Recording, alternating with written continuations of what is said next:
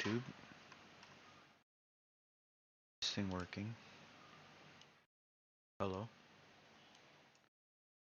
Okey-dokes.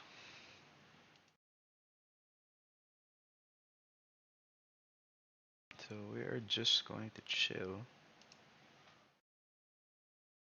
Some videos. For now. I'm gonna watch myself. For now. I'm gonna watch myself. For now. I'm gonna watch myself. Watching myself, watching myself, watching myself, watching myself. I'm gonna watch myself. Watching myself, watching myself, watching myself, watching myself. I'm gonna watch myself. Watching myself, watching myself, watching myself, watching myself. This is some creepy thing. So I'm gonna check my Facebook. And I'm gonna stop watching myself. So congratulations to Vapor. Yeah, so my DM with the new D&D group that I'm playing with. Before we jump into today's Okay, so we're just gonna watch this video.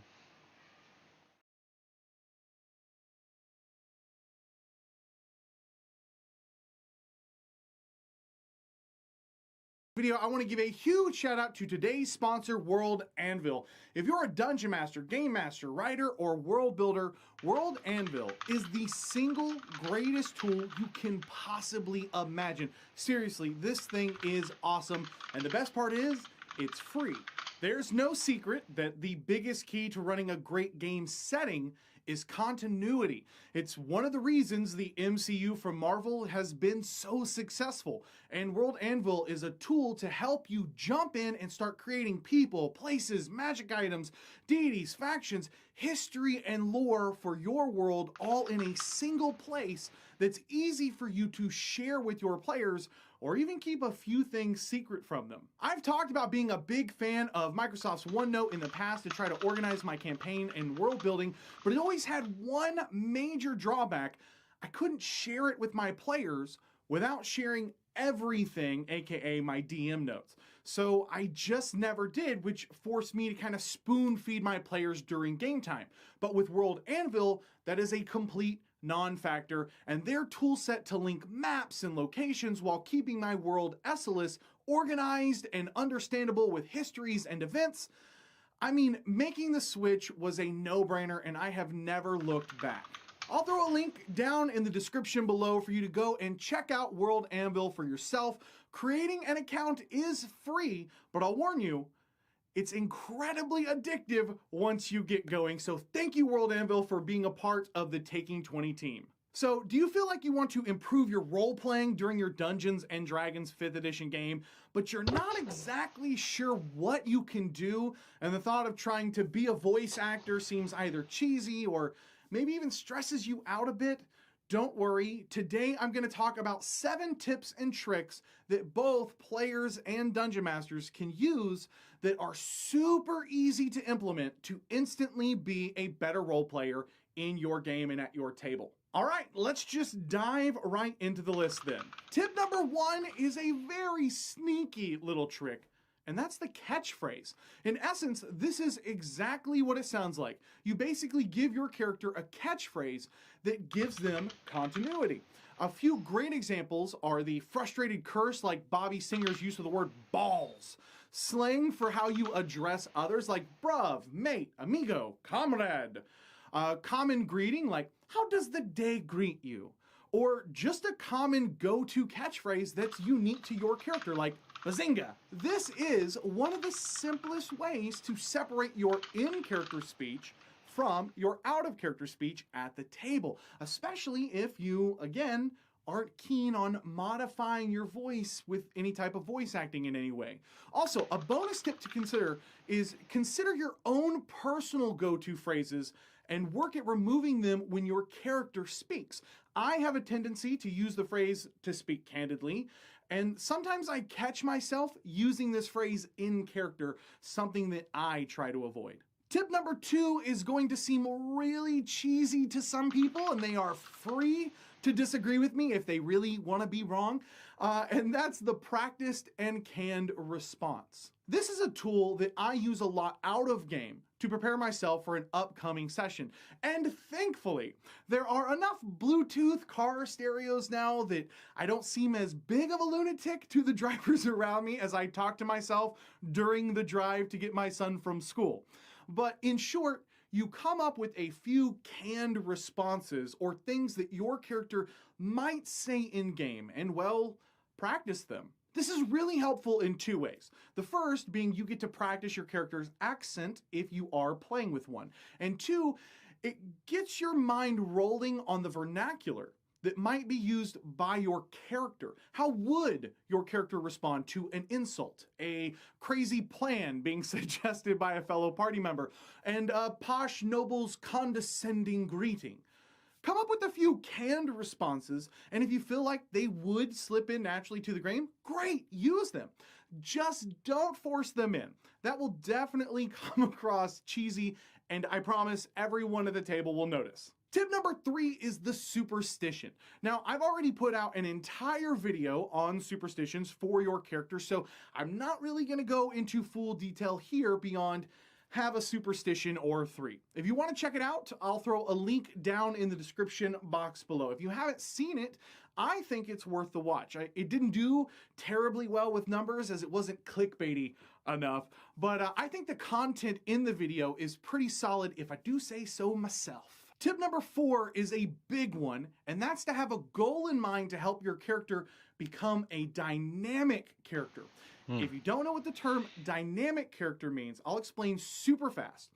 There are 2 types of characters in a story, dynamic and static. Static characters, in essence, remain the same all the way throughout their story. Their beliefs and temperament never really change. If they hate tacos at the beginning, they'll hate tacos at the end of the story. Dynamic characters, however, grow, learn, and evolve. They might realize by the end of the story that maybe burritos and tacos can get along, and that maybe tacos aren't that bad after all. They might even open their own taco shop. All jokes aside, setting your own goals for where you want to take your character by the end of the story or campaign is a great way to improve your roleplay. 1, it reinforces what you feel like your character's initial beliefs are, which can help a lot of players staring down at Barbarian 2 on their sheet with no real personality given to them yet. And 2, it breaks up the monotony that playing a static character will bring over a potential year-long campaign and gives you direction.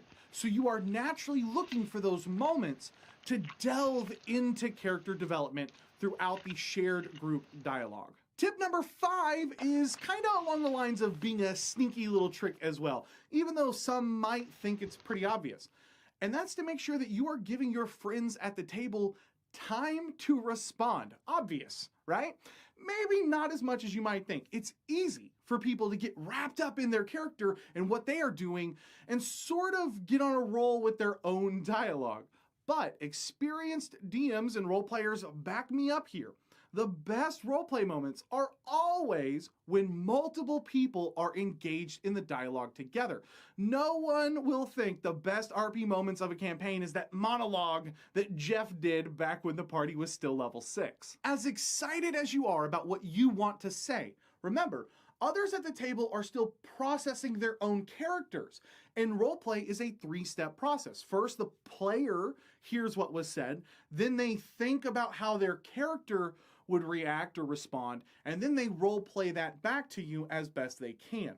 Sometimes just pausing a teeny bit to give people an opportunity to respond can instantly improve role play from the entire group. Try it.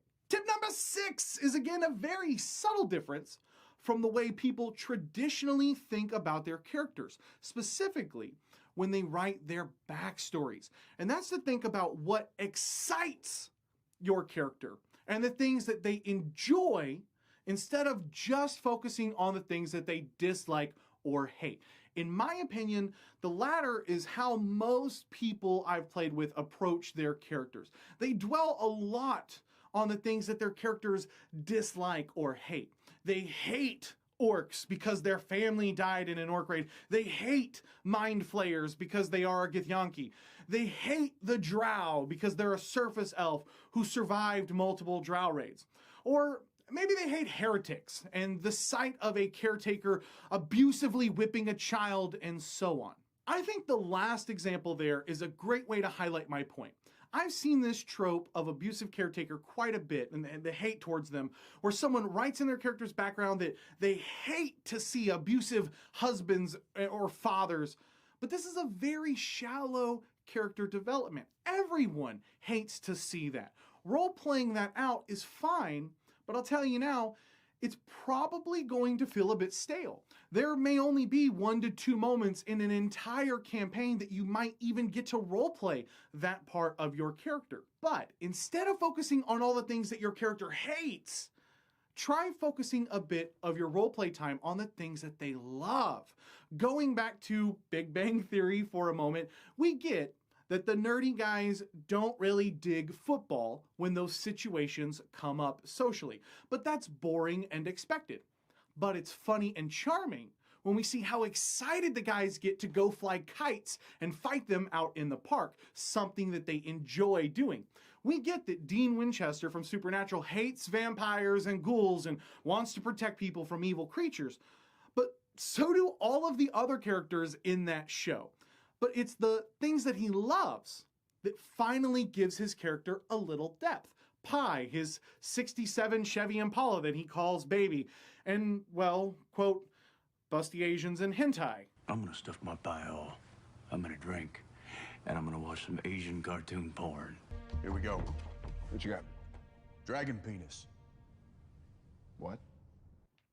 So give your character some things that they really love to do. Oh, and might I recommend that you stay away from the tropes of drinking, gambling, and visiting houses of ill repute. Those are fine in a pinch, but guys, they're very, very, very tropey. Instead, maybe consider something odd, like a barbarian who takes pride in preparing the party's meals while out adventuring, or that is fascinated by the high craftsmanship of the city's woodworkers, something that was way impractical with his nomadic roaming tribe as they tried to pack and travel lightly. And finally, tip number 7 is a simple reminder that your character's background and their background ideals are not the same thing as their personality. Background ideals describe how your character feels, but personality traits are how they act and present themselves. One of my absolute favorite tools is a list of 638 primary personality traits. I'll throw a link to this list down in the description below, and I highly recommend you bookmark it for future reference. What?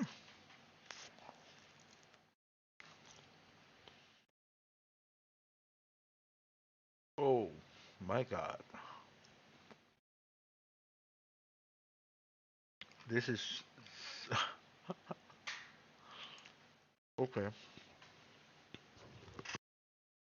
It's simply a list of positive, neutral, and negative personality traits for you to draw inspiration from.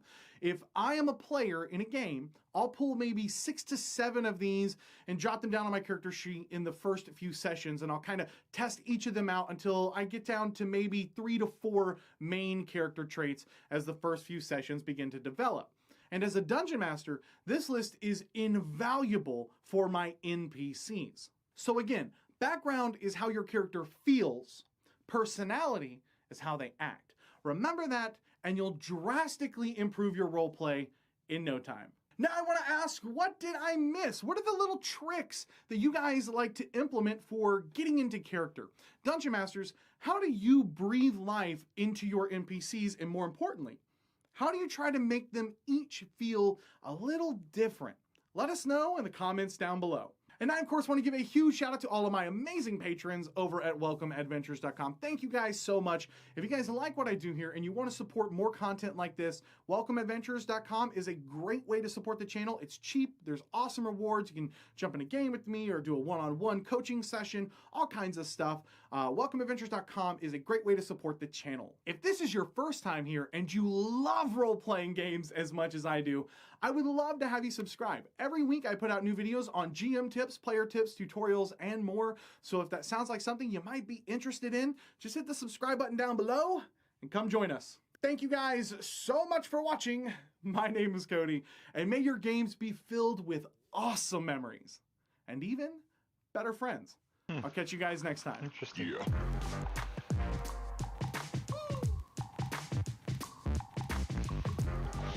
So, ideally, what he's saying is focus on the things that expand the character more rather than limit. And I feel like it's a good perspective to look at passions and overall that the things you love creates more avenues for potential character exploration rather than focusing on the things that that you hate. So that's interesting. Okay.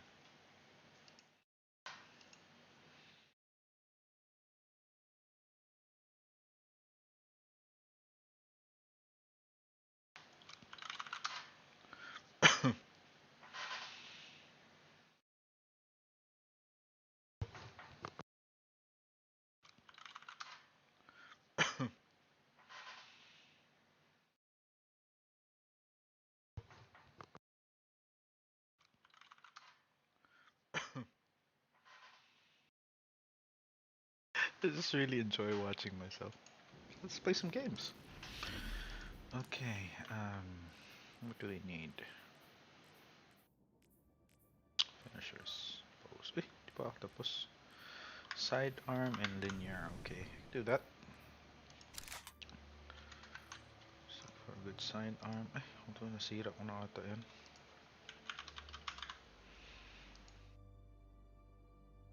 Spun.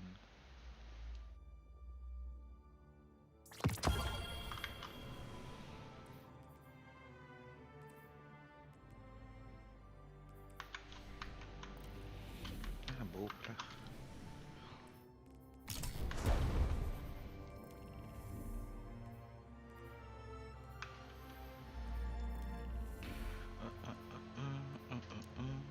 Strike scat. Just a regular strike. Para may iba naman.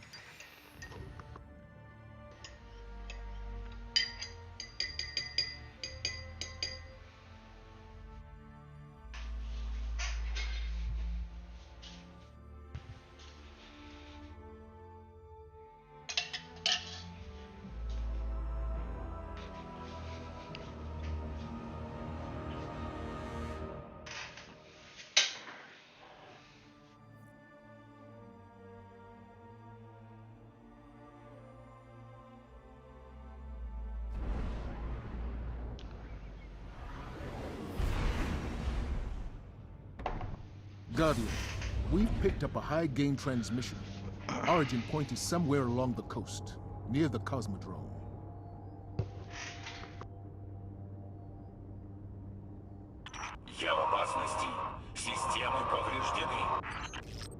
That's Rasputin, the AI Warmind. If I'm understanding him correctly, it's a distress call. There are so few ballet fans left, Guardian.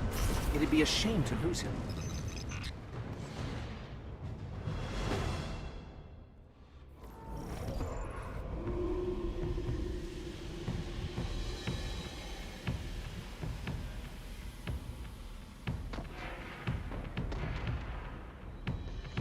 Hold on, guys. Be right back.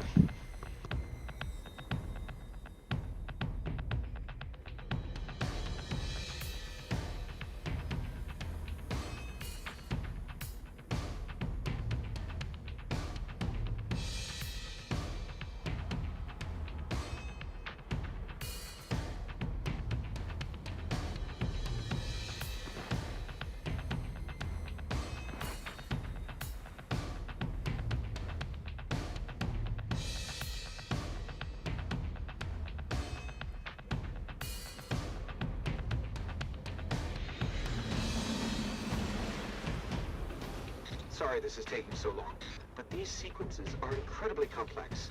Plus, I'm actually not that great at math, so